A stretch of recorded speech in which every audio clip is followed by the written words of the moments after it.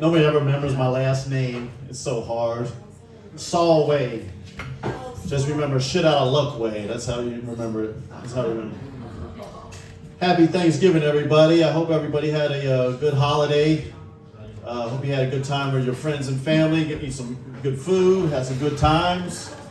I'm back in Cincinnati from Chicago. I'm here for a disconnect and some peace of mind. Yeah, to come to Cincinnati for peace of mind, that's like going to Baltimore to get off drugs. You know, I love being in Cincinnati. I love people reminding me of which high school they went to. And, you know, I'm 40 years old. People are still asking which high school. Like, at a certain point, we have to get to a certain point that doesn't matter anymore. Because it's, to be honest, it never mattered. Yeah, like... Where did you go to high school? Right. It's like we got to find that one person, because you know it's a guy that is keeping that conversation going. We got to find him, and we got to put him in a penalty box for 24 hours and feed him nothing but spoiled milk and communion bread. I'm so tired of talking about high school. You know, we marginalize each other to 4 years of basic education. I think that's hilarious, right? When people ask me which high school I went to, I told them I didn't go. Because high school, for me, yeah, that was the hardest 2 years of my life. Yeah. When I found out about this thing called a GED and being emancipated, I said, you mean to tell me I can actually exit this whole experiment? That's great. I went to Purcell Marion, if you really want to know. I was looked at as the Antichrist up there. My last name's Solway, but my nickname in school was Hallway Solway, because I was always getting kicked out of class. You know. Hallway Solway. My school counselor said, Max, you're ranked 150th out of 165 students in your class. If you don't get it together, you're going to be a lifetime liability. To which I said, how much do they make annually? And he said, get the hell out of my office, Max. I had to learn the hard way, folks. They make $44,000 a year annually for the rest of your life, you know. And I just turned 40. And at this point in my life, I'm living on the 3 R's. Ritalin, Red Bull, and resentments. I used to have hopes and dreams. And now I just have smoothies and muscle relaxers. That's what I'm doing. That's my version of Ozempic. You take drink a smoothie with an appetite depressant, and then you take a muscle relaxer to sleep through your existential crisis. Like, I've lost 20 pounds. I highly recommend it. Not all of us can get Ozempic. You see women on Ozempic? Man, they look good, right? Because, like, you know, diet and exercise, that's passe, right? Why go out and run 20 miles a day and break a sweat and eat properly when you could just do the same thing with an injection? You know, and it gets the same point in 9 months. You know, a lot of these women though, they get the same weird symmetry in their face. Like they either look hospice hot or cemetery chic. You know? Like I was walking around downtown, it looked like the walk of the stomach moan down there. It was like the March of Bulimia. It's I grew up in actually around this area. You know, I was born October 26, 1985, in a third floor apartment. And I was a planned birth. And the midwife arrived late, so my dad had to deliver me. You know what that means? Even as a newborn baby, I was dealing with unreliable people.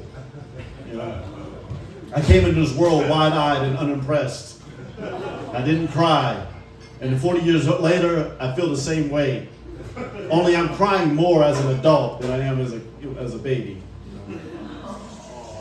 My dad was an art dealer, and my mom was what you call a shoplifter, or as she calls herself, an undocumented shopper. You know,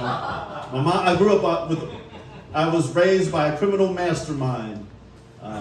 In fact, actually, Thanksgiving dinner, 3/4 of the dinner was food shoplifted from Kroger. So, my mom used to drive me around Cincinnati. I would sit in the passenger seat, and she would drive me to every United Dairy Farmers in the Central Business District. And she would have me steal all the sugar substitute packets for her coffee. She called it equal opportunity. That's what she called it. My mom was hilarious, man, especially during COVID. Because, they had mask mandates everywhere, right? And she was rebellious.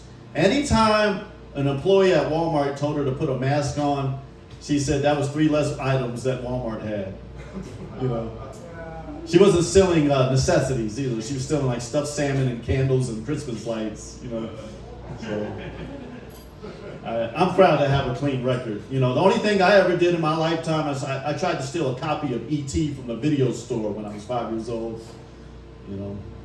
I didn't go on to a successful life after that, but hey, I do live in Chicago now. I just moved up there.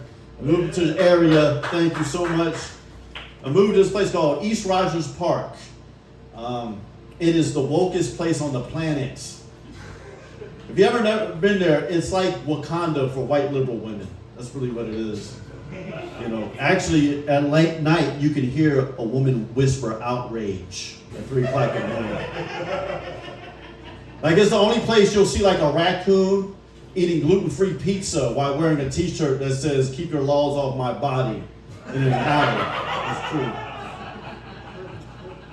I went to a coffee shop there recently. I said, "Ma'am, may I have a coffee black?" And she said, "Sir, we prefer to call it coffee of color here." Get with the times. It's the most diverse neighborhood in all of America. True shit. Like, even the grocery store is diverse there. I buy toilet paper, a toothbrush, tarot reading cards, witchcraft, and Narcan all in the same grocery store. Everybody's always fighting like a cause that no one's really familiar with up there, like protection rights for potholes and trans rights for whales and kind of stuff. I'm gonna run for alderman in 2028 in Chicago once I find out what an alderman truly is and what they truly do. But if I ran for city council in Cincinnati, my first priority would be abolish human resources altogether. We don't need human resources. I want to bring back life to what it used to be in like 2006. When you had a problem with your employer, you just waited to the end of the day at the parking lot to handle things. We gotta stop calling women. Yeah. and we gotta stop calling disgruntled, uppity women Karens.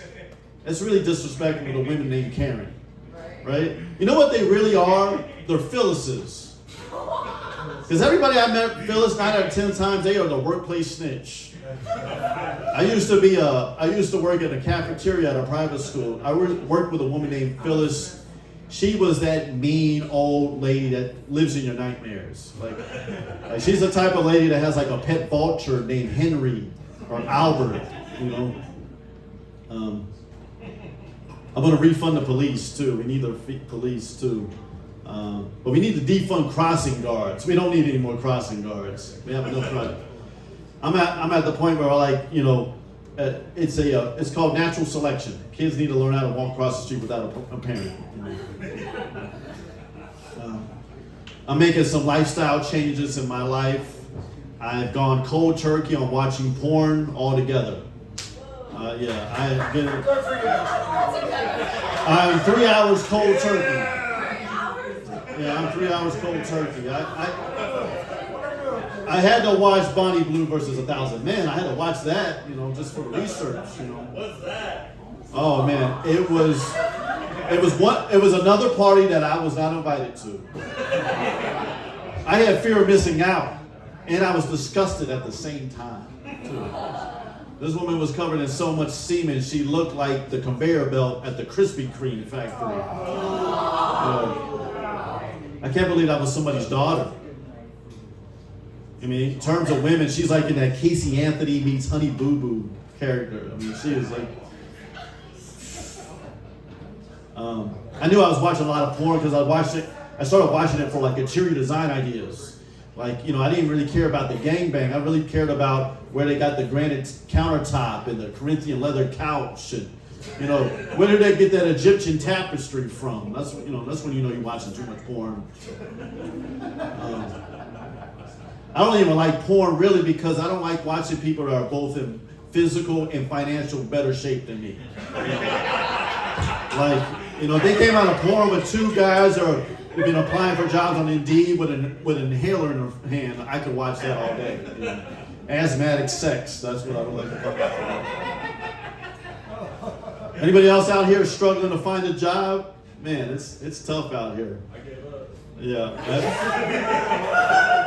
I've applied for so many jobs on Indeed.com. They sent me a care package. And they sent me a package that had like a Pall Malls in it, Kleenex, and a bumper sticker that said, it's not that you're unemployable, you're just misunderstood.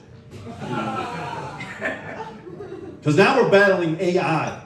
We're all battling AI and it's become a problem. Even when you apply for a job, on the application it says, do you want to opt in or opt out of AI reviewing your resume?